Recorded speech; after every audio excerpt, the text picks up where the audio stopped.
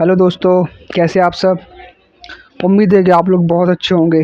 आज हम लोग भारत की जो प्रमुख नदियां हैं उनके बारे में पढ़ते हैं। नदियों का उद्गम कहाँ से होता है, जिनकी लंबाई कितनी है, वहाँ से पढ़ते हैं। ठीक है। क्योंकि क्या है कि नदियों का क्वेश्चन जो है वो पेपर में काफ़ी हद तक पूछा भी जाता है और आयोग पूछता भी है, जिसको लेकर हम लोग ने जिसके मतलब वीडियो हम लोग बना रहे हैं। ठीक है। हम लोगों की पर्वत भी हो गए और करेंसी भी हो गई, मुद्रा वगैरह जो हो चुकी है हम लोग की और कैपिटल्स हम लोग ने पढ़ लिए हैं। अब अनुसंधान संस्थान भी हम लोग पढ़ चुके हैं। ठीक है। तो आज बिना देरी के हम लोग पढ़ते हैं भारत की प्रमुख नदियों के बारे में। ठीक है। ओके। शुरू करते हैं कि जो गंगा नदी है, जो गंगा नदी है, गंगा नदी क्या है। गंगा नदी का उद्गम कहाँ से होता है। तो गंगा नदी का उद्गम जो होता है वो होता है गंगोत्री से। अब गंगोत्री कहाँ पड़ता है, तो वो पड़ता है उत्तराखंड में। कहाँ पड़ता है, उत्तराखंड में। ठीक है। तो क्या है कि हम लोगों को सिर्फ पढ़ना है। अगर हम लोग कोई चीज़ बार बार पढ़ेंगे ना तो हम लोग को अच्छे से याद होगी। अगर हम लोग ये सोच कर करें पढ़ेंगे कि हमें याद करना है तो याद नहीं होगी। ठीक है। तो हम लोग को सिर्फ पढ़ना है एक चीज़ के लिए, दो चार बार अभी पढ़ लिया, दो तीन दिन बाद फिर पढ़ लिया, एक दो दिन बाद फिर पढ़ लिया। इस तरह से हम लोग पढ़ेंगे तो याद हो जाती है ये। और अपने आप में समझाते चलना है, इस तरह किसी को हम समझा रहे हैं। घर पे भी आप जब वीडियो देखें या पढ़ें तो इस तरह से पढ़ना है। ठीक है। क्या होता है कि गंगा नदी है, तो गंगा नदी का उद्गम जो होता है वो कहाँ से होता है, वो गंगोत्री से होता है। कहाँ से होता है, गंगोत्री से। ठीक है। गंगोत्री कहाँ पड़ता है, तो उत्तराखंड में पड़ता है। अब गंगा नदी की जो लंबाई है वो कितनी है, तो गंगा नदी की लंबाई है 2525 किलोमीटर। कितनी लंबाई है गंगा नदी की, 2525 किलोमीटर। कितनी है, 2525 किलोमीटर, या फिर ऐसे कह सकते हैं 2525 किलोमीटर। ठीक है। दूसरी इंपॉर्टेंट नदी आती है यमुना नदी। क्या होती है, यमुना नदी। यमुना नदी जो है जिसका उद्गम जो होता है यमुनोत्री से होता है। कहाँ से होता है, यमुनोत्री।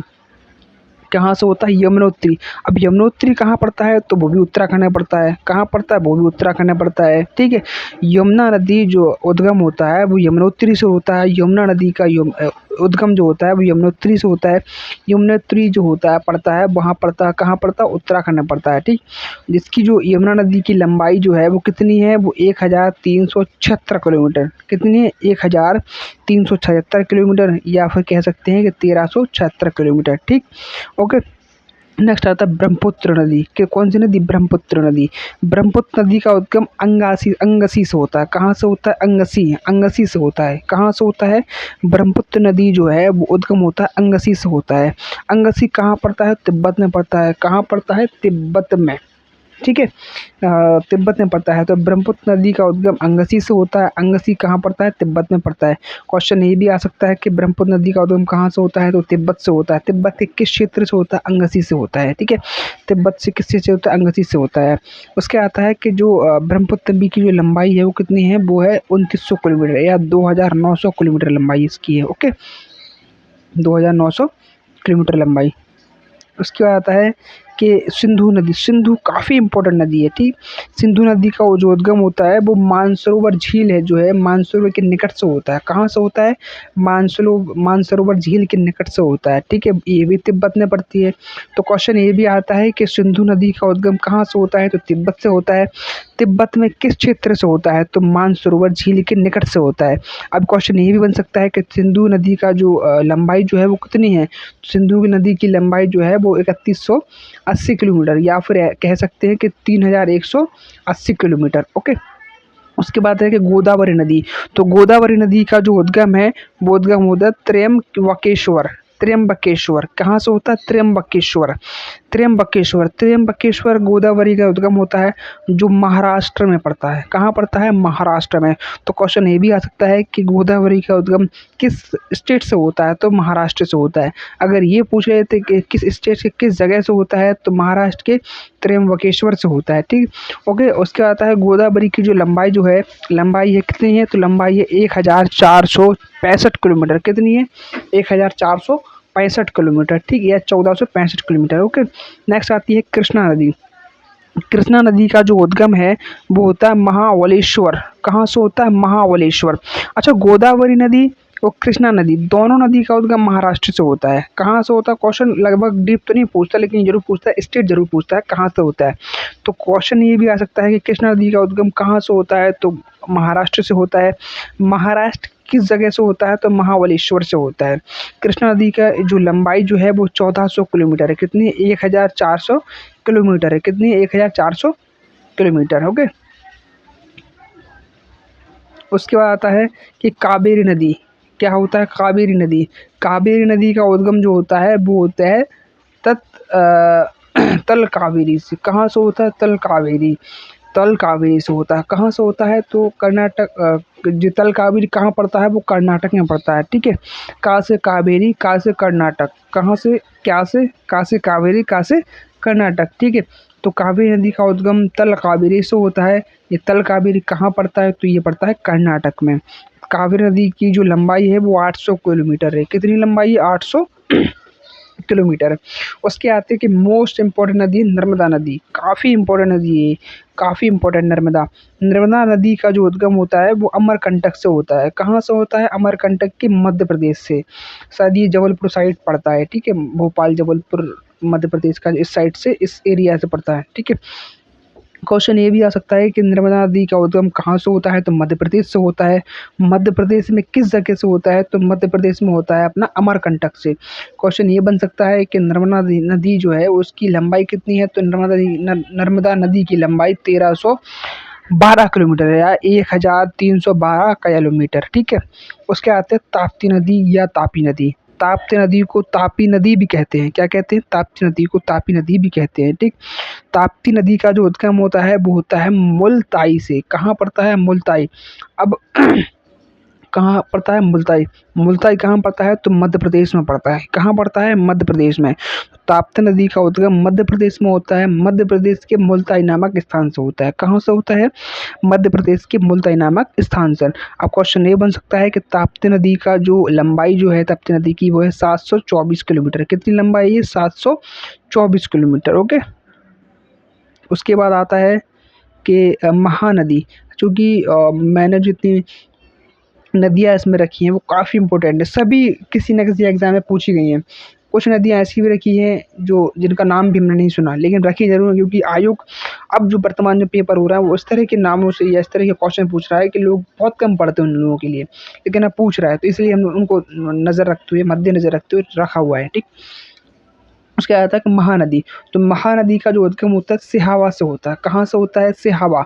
तो महानदी का उद्गम सिहावा के छत्तीसगढ़ से होता है। कहाँ से होता है? छत्तीसगढ़। छत्तीसगढ़ में जिसकी लंबाई कितनी है, या महानदी की लंबाई कितनी है? तो 858 किलोमीटर। 858 कितनी है? 858 किलोमीटर। ठीक है। तो महानदी का उद्गम सिहावा से होता है। सिहावा कहाँ पड़ता है? तो वो छत्तीसगढ़ में पड़ता है।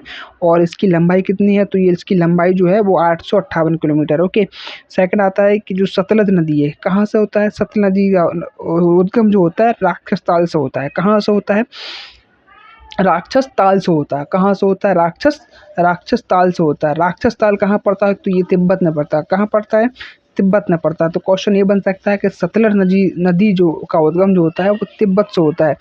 तिब्बत के किस क्षेत्र से होता है? तो राक्षस ताल से होता है। ठीक है। किस ताल से होता है? राक्षस ताल। तिब्बत नदी की जो लंबाई वो है वो 1450 किलोमीटर, या फिर ये कह सकते हैं कि 1450 किलोमीटर इसकी लंबाई है। ओके। उसके आता है ब्यास नदी। ब्यास नदी का जो उद्गम होता है व्यास कुंड से होता है। कहाँ से होता है? व्यास कुंड से। अब व्यास कुंड कहाँ पड़ता है? तो वो हिमाचल प्रदेश में पड़ता है। कहाँ पड़ता है? हिमाचल प्रदेश में। ओके। क्वेश्चन ये बन सकता है कि ब्यास नदी का उद्गम स्थल किस किस स्टेट में है, किस राज्य में है? तो हिमाचल प्रदेश में है। क्वेश्चन ये बन सकता है कि हिमाचल प्रदेश से ब्यास नदी का उद्गम किस स्थान से होता है? तो ब्यास कुंड से होता है। ठीक है। ब्यास नदी का जो जिसकी लंबाई जो है, ब्यास नदी की लंबाई है वो है 770 किलोमीटर। कितनी होती है ब्यास नदी की लंबाई? 770 किलोमीटर। ओके। उसके बाद नेक्स्ट आता है कि रावी नदी। तो रावी नदी का उद्गम होता है हिमाचल प्रदेश से होता है। कहाँ? हिमाचल प्रदेश से होता है। ठीक है। रावी नदी उसका स्थान नहीं दिया इसमें। कहाँ से होता है? रावी नदी का उद्गम स्थल हिमाचल प्रदेश से होता है। कहाँ से होता है? हिमाचल प्रदेश से। ठीक। हिमाचल प्रदेश के जिसकी लंबाई कितनी है रावी नदी की? तो है इसकी लंबाई 725 किलोमीटर। कितनी लंबाई है इसकी? 725 किलोमीटर। ओके। दूसरा आता है चुनाव नदी। चुनाव नदी का उद्गम स्थल चंद्रप्रभा या चंद्रभागा संगम से होता है। संगम होगा चंद्रभागा। संगम का मतलब ये होता है कि जहाँ दो या से तीन नदी, दो या दो से अधिक नदियाँ एक दूसरे मिलती हैं, या कोई चीज़ मिलती होगी पानी का, वहाँ वहाँ संगम बनता होगा। ठीक। ओके। उसके आता है कि चुनाव नदी का जो उद्गम होता है वो कहाँ से होता है? चंद्रभागा संगम से होता है। चुनाव नदी तो का जो उद्गम चंद्रभागा संगम से किस प्रदेश से होता है? तो वो हिमाचल प्रदेश से होता है। ओके। हिमाचल प्रदेश या चुनाव नदी की जो लंबाई जो है वो 960 किलोमीटर है। कितनी लंबाई है? चुनाव नदी की लंबाई 960 किलोमीटर है। चुनाव नदी का उद्गम स्थल हिमाचल प्रदेश है। चुनाव नदी हिमाचल प्रदेश के किस भाग से स्थित या उद्गम होती है? तो वो होती है चंद्रभागा संगम से उद्गम होती है। ओके।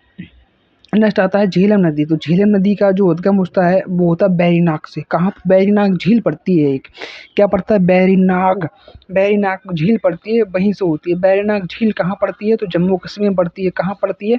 जम्मू कश्मीर में पड़ती है। तो क्वेश्चन ये बन सकता है कि झेलम नदी का उद्गम स्थल जम्मू कश्मीर के किस झील से होता है या किस स्थान से होता है? तो हम लोग कह सकते हैं कि जम्मू कश्मीर के बैरीनाग झील से इसका उद्गम स्थल होता है। ठीक। झेलम नदी की जो लंबाई जो है वो 725 किलोमीटर है। कितनी लंबाई है? 725 किलोमीटर। कितनी लंबाई है? 725 किलोमीटर। उसके बाद आता है कि चंबल नदी। चंबल इज़ वेरी इंपॉर्टेंट, क्योंकि आपने नाम भी सुना होगा चंबल के डाकू या चंबल की जो मगर होते हैं वहाँ पर क्रोकोडाइल काफ़ी मात्रा में पाए जाते हैं वहाँ पर। इस तरह से इतने आप देखेंगे नदी के किनारे इतने बहते बैठे रहते हैं कि पता ही नहीं कर पाती कि नदी है कि उसका कोई टापू है। काफ़ी मात्रा में बैठे रहते हैं। ठीक। उसके आती है कि चंबल नदी। तो चंबल नदी का होता है जना पाव पहाड़ी से होता है। कहाँ से होता है? जाना पाव पहाड़ी या जना पाव पहाड़ी। कहाँ होता है ये? चंबल नदी का उद्गम मध्य प्रदेश में ही होता है। ये तो पता ही है सब लोगों के लिए। चंबल के डाकू बड़े प्रसिद्ध रहे एक दौर में। ओके। तो चंबल नदी का जो उद्गम होता है वो जनापाव पहाड़ी से होता है। कहाँ से होता है? जनापाव पहाड़ी से होता है। चंबल नदी जो है वो किस स्टेट से निकलती है? वो मध्य प्रदेश से निकलती है। कहाँ से निकलती है? तो मध्य प्रदेश से निकलती है। तो क्वेश्चन ये बन सकता है कि चंबल नदी का उद्गम स्थल कहाँ से है? तो चंबल नदी के मध्य प्रदेश का उद्गम स्थल है। किस मध्य प्रदेश के किस जगह से निकलती है? तो चनापाव पहाड़ी से निकलती है। ओके। उसके बाद है कि चंबल नदी की लंबाई कितनी है? तो 1024 किलोमीटर। कितनी है? 1024 या फिर 1024 किलोमीटर इसकी लंबाई है। ओके। बेतवा। बेतवा भी बहुत इंपॉर्टेंट है। कहाँ से होता है इसका उद्गम? सो रायसेन से होता है। कहाँ से होता है? मध्य प्रदेश के रायसेन से।